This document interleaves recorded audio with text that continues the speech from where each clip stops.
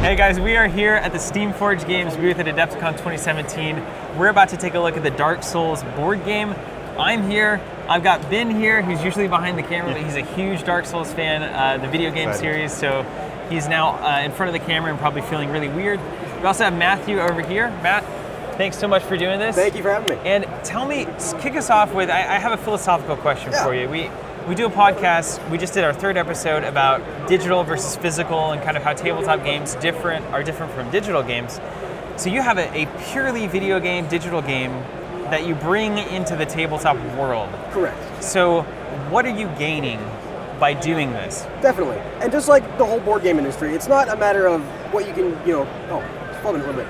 It's that sense of community. It's sitting down with a whole bunch of other people. It's bringing that shared experience to the table, whereas a game like Dark Souls, you do have a multiplayer aspect to it on the video game, but that's just some random person coming to your world. It's some random person you're trying to kill or get killed by. But this is, you're all sitting down together, you have your friends coming over, you're having some beer, you're doing some stuff, and you're just playing a fun board game all together, you're sharing that experience. So it's that cooperative element of bringing everyone kind of around the table. You have this social thing that's happening that centers around the action on the tabletop here. Exactly. If you die 5 times to a boss in a video game, you might just sit there and kind of fume by yourself. But if you die 5 times in the board game, you're all shouting and yelling and why'd you do that? Why'd you do this? And you're just having a good time with it. You're fuming together. Exactly, you're fuming together. It's shared anger. It's spreading out so you don't throw your controller. All right, so give us a little bit of history about Dark Souls the board game. You guys had a Kickstarter. It was very successful, right? Definitely. One of the most successful board game Kickstarters to come out of especially the UK. And then now you release this thing. Where's development on this? Is it out? Is it in stores? What should people expect? So the core box will be coming out in April, and the core box has 27 full detailed miniatures, and it's $120 MSRP. And as the year goes on, we are developing expansion packs as well to add more monsters, more bosses, more scenarios, more players, more characters, more items, more everything Dark Souls. So it will continue to expand. It will continue to expand through the next couple of years. Now I've heard through the grapevine also, Matt told me before the shoot, that DC, who is a longtime friend of ours and who's been on a lot of videos on our channel, is actually very heavily into the development of this game. So that's true? Yeah, Steamforged Games acquired DC in October of last year, and since then he's had his hands deep inside the Dark Souls development. Nice. And for what I hear, he's pretty much gone through most of the developing stuff coming for the next year, and he's still a lot to work on, but there's still a lot that has been done already, and DC has had his hand in all of it. Well, he's an excellent developer. I'm looking forward to seeing what he's doing. That's a very good sign. So give us the spiel on Dark Souls the board game. Yeah, so Dark Souls the board game is a 1 to 4 player fully cooperative dungeon crawl type of game. Nice. So you and up to three other people are going and you're fighting, each tile is a different encounter. You're fighting the smaller monsters, your hollows, your skeletons. You get to a mini boss, one of 4 that we offer in the box, and then you come and fight one of the big bosses. We offer 2 of those in the box, and each one has a kind of scenario that you go through, and it teaches you, it gives you a story justification for why you're doing it, and you go through and you fight. And so by the time you're ready to fight the boss, you have a big kind of layout or spread of what the dungeon looks like. You've gone through the encounters, you've maybe leveled up a little bit after getting some souls, you got some good gear and equipment, and you're ready to try to fight the boss for the first time. I like that you say try to fight the boss. Try to fight the boss, try to beat the boss for the first time. If I know anything about Dark Souls, Ben, is this correct? It's like one of the hardest games ever, right? It's like swimming upstream. Yeah. It's ridiculously hard, and it's a lot about learning the mechanics of the bosses. It's learning about how getting your reflexes down, knowing what you're going to be doing, and it's unique in that it has that kind of exploration aspect to it that a lot of games don't. A lot of games like to hold your hand, but this really throws you right into the pit. It's that brutality of it. It's that consequences of it. It's that old school video game mentality, right? And everybody that we've demoed to that has played the video game has said it really retains that kind of feel where you are one hit away from death almost at all times. Well, let's dive in. What do we do here? So, this is one of the boss battles. By the time you've got here, you've gone through about 5 or 6 encounters with the smaller monsters. You fought a mini boss. Now you're ready to fight one of the big bosses. Because it's a fully cooperative game, nobody is playing as the monsters. It's all done through the rules and the decks. So this is a deck of 5 cards that is pulled randomly from a slightly larger deck, and that's shuffled up. So it gives you each experience you are with that same boss is going to be a little bit different every time. Okay. So you start off. You're going to flip that first card, and these are read left to right. So it's got a range of 1. That shield symbol means anybody on his base is going to get pushed away. You can have up to 3 people in the same spot.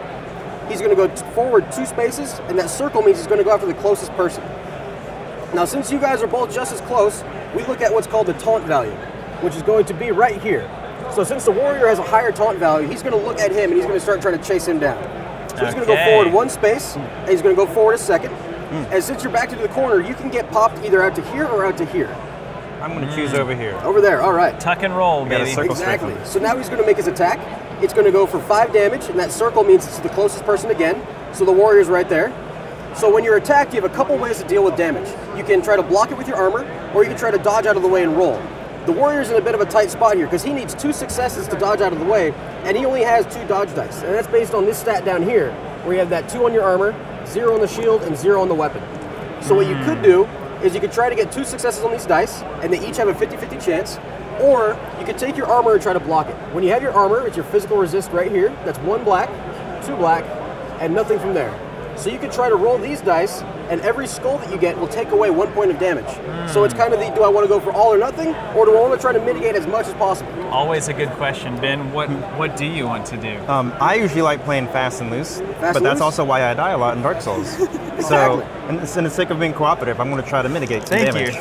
Thank you for making good choices. All right, All right. so you take away 3 of those points of damage. You're going to take 2. Go ahead and take 2 of those red cubes, and that bottom track, put it just right there. Yep. Your Okay. stamina and your health is on the same track. Whenever those 2 meet, that's when we die. When one person dies, everybody goes back to that bonfire. You have to fight through the dungeon again. Oh. You level up a little bit more, you get that better gear. Fascinating. Exactly. So you can have that one friend, you know, who's just Yeah, we always all getting know, it yep. reset.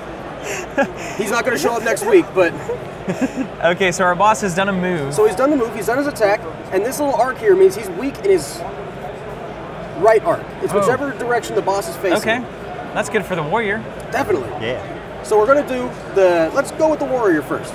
You're going to get what's called the aggro token. Okay. And what that says is basically a tiebreaker. If you guys are both equal distance again, we used your taunt value last time, but it's whoever has the aggro token as well as that first kind of test. Okay, so basically the next action would go to whoever's closest to the boss. Is that right? Starting action is whoever kind of walks into that dungeon tile first, they trigger the boss and they're the first person to go. Okay, I see. All right.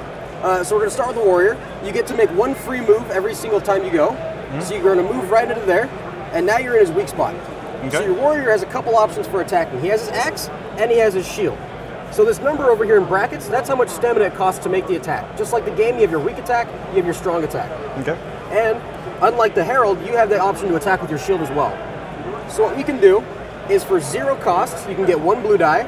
Okay, so 0 cost is 1 blue. Yep. 3 cost, 3 stamina 3 for stamina. a black die and a blue die? Yep, but since you're in his weak spot right now, you get 1 black die for free. So you're saving 3 stamina by being in his weak spot. Awesome. So go ahead and give those a roll, and we do all attacks are separate. So we're dealing that's with what I'm talking 4 about, points of damage. Mr. Ruggles, right Boom. there. Yeah. Boom.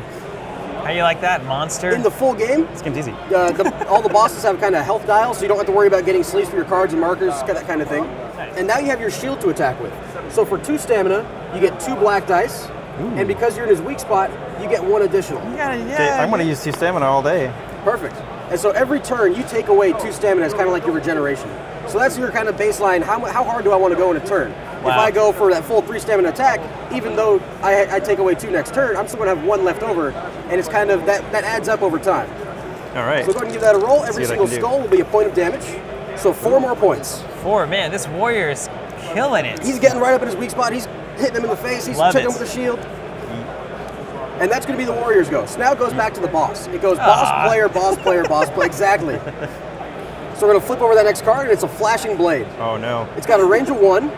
Anybody on his base is going to get pushed off, so you're going to get pushed right back to there. He's going to go forward 2 spaces and kind of butt up against this invisible wall. In a normal boss fight, it's 2 tiles long, so you have a little bit more space to kind of maneuver Okay, and so get roam out around of the a way. little bit. Yeah. Okay. But for the purpose of the demo, we kind of keep things a little bit more condensed. And then he's going to attack. It's 5 damage, and those green is all of the arc. So he's doing his kind of whirling round attack. He's going to attack anybody within 1 space, which is the warrior again. So this attack is actually a little bit easier to dodge. You only need 1 success, and you get 2 dice. So what you can That's do, Bugatti. you can spend that 1 stamina. Yeah. You can kind of dodge in or out. It's up to you. Okay. So you have to spend a stamina every time to dodge? Every time to dodge. It's worth it, though. Oh, yeah? Do you want to try to dodge kind of back into the boss, or you want to try to get a little bit away? It's going to be his next turn to attack, so I'm going to dodge a little bit away. A little bit away. All right, perfect. So, Now, those do roll? you get to move even if you don't successfully dodge? Yes. Okay. Oh, yeah. So you got we'll it. count Perfect. You We'll get rid count of it. that. Cock dice, doesn't matter. So you don't take Hey, any of works. that 5 damage. And now that's the boss's go. He kind of flubbed it. We're going to go to the Herald now. You get that aggro token. You get to remove 2 points of stamina, but you don't have any, so that's fine. And now you get to make your free move.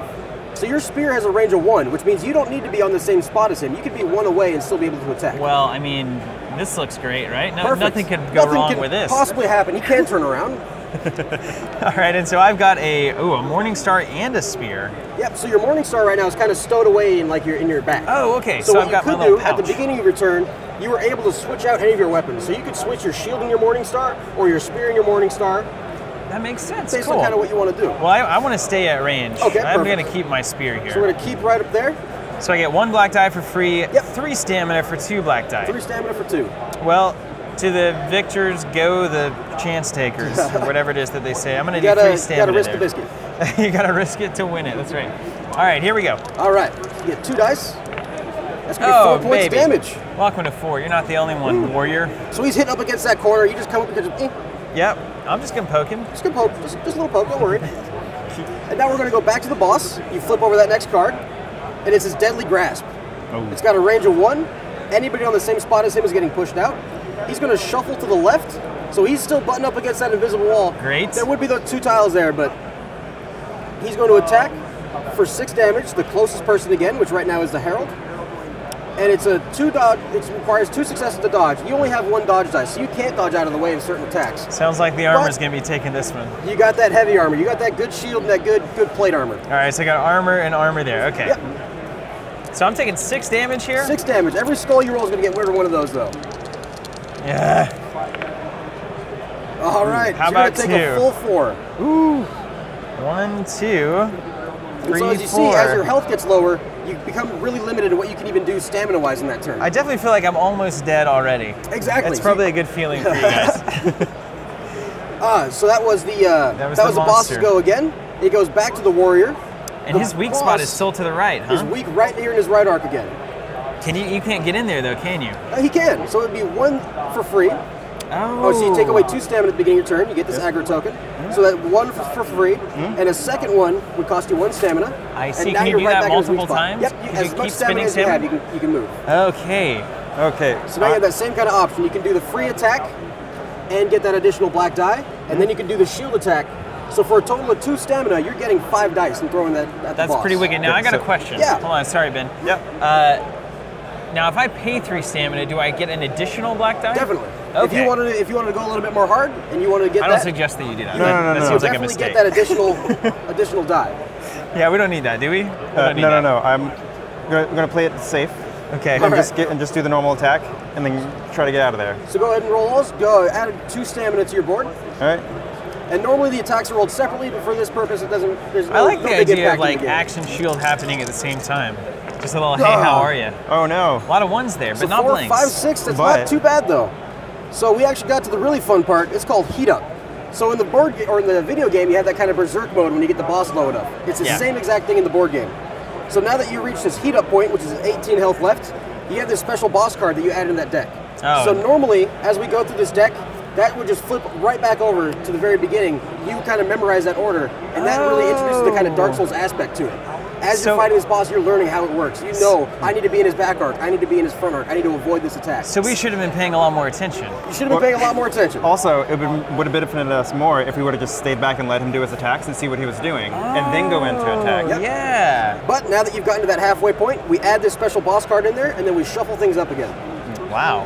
This And is so- really elegant, actually. This is Yeah. pretty slick. And this boss in particular, in the video game, people might know him. He's a really kind of crazy wily when he runs around. He's really hard to predict. He has a special move called Unpredictable Onslaught that when you draw his special boss card, you shuffle that deck again. So he becomes Okay. entirely unpredictable at that point. That makes sense. So now I don't even know what's going to happen next. We're going to flip over this next card, We're flying blind here, and it's his Rugs. backhanded blade swipe. That's So it's got a probably range of 1. fine, right? That's probably fine. Anybody on his base is going to get pushed out. So you're going to get pushed out to here again. He's going to go forward 1 space, so he'll hit up against that wall, and then he's going to turn to the left. So he turns to the left a bit, That's good. and now he's going to attack for 7 damage in his front and his right arc. So his front arc is here, his right arc is over there. You're in that kind of midway point, so you're actually going to get hit by this. Oh, yeah? Yep. So, luckily, you only need 1 to dodge it. So, you can still try to dodge. You have that 1 die, it's a 50-50 chance. Or It's a 7 damage it's attack. 7 damage. You would need a perfect roll to be able to survive. Gotta roll. Well, I'm not gonna do that, so I gotta do 50-50 then, don't I? Oh man. So go ahead and spend one of those stamina points. I don't feel comfortable with this at all. Good. Dude, you ready for a reset? Anybody say bonfire? Don't call it baby souls. Bonfire. Oh no! So you got hit, you got killed, you're down, the entire party starts back over that bonfire, but it's not the end. You're fighting back through the monsters, and it's random encounters as you go through, so it's not the same exact slog that you went through before. So here's the question. Yeah. So let's say I reset and I go back through everything. Do I get like new, do I level up more? Do I get new definitely. equipment? Okay. So every character has their own individual stat track as they go. As you're killing monsters, you're getting souls, you spend those at the bonfire to level up your stat. So in the full game, you'd have a little peg for each one of these. Okay. And then you say, I want to spend souls and I want to level up my dexterity. And each individual piece of gear has their own kind of stat requirements. Wow. So as you're going, you might think, I want to level up my strength because I got this cool axe last turn that I can't use yet, but this guy can, but So even when you die and go back to the fire, it's like I can still get better. Exactly. In You're the still process. continuing and you're building your character as you go. That's and we really have a cool. campaign system in the book, so it's a kind of thing where you can spend one night going through one boss, leveling your characters up, getting that cool gear, and then when you come back to fight the next boss, you still have that same gear, and you're just leveling your guys up a little bit more. Yeah, wicked, makes sense. Well, this looks really cool. Ben, what do you think? You're a video gamer. Does this feel like Dark Souls to you? I mean, we died very easily because we knew nothing about the boss. Definitely. So it's really good. So this and in is the Dark full game Souls. as well. We do have what's called the Estus Flask, and what that does, you get one of those every time you respawn. But we assume for the demo you use it on the way up to here. Okay. But what that does is it just wipes your health and your stamina track clean. So that if you're about to die from health or you're about to overexert yourself with the stamina, you use that flask and you're good to go again. So you get one flask. You get one flask. All right. Well, Matt, thank you so much, Hey, man. thank you guys Appreciate very this. much. Steamforged Games. This is Dark Souls, the board game. Check it out. Now, I do want to say before I do the little closer here, is this, as far as the components are concerned, for the people watching, how much of this is changing in the finished version? Is this pretty much the finished board? Pretty much, like this is kind of a foam core production piece, just kind of a demo set. But these are all going to be on kind of thick, high quality board game type cardstock. And then each individual square here will also be cut, so that you don't have to worry about getting the things jiggled and losing track of stuff. It'll all be set inside. All right, important information. So this is Dark Souls, the board game. April is when this thing hits, so go check that out. This is really fun. I don't know why, I don't know exactly how it happened, but I had a lot of fun here. And hopefully Ben and I and maybe Jonathan can get together and play this sometime. Thank you guys for watching. Check out Dark Souls.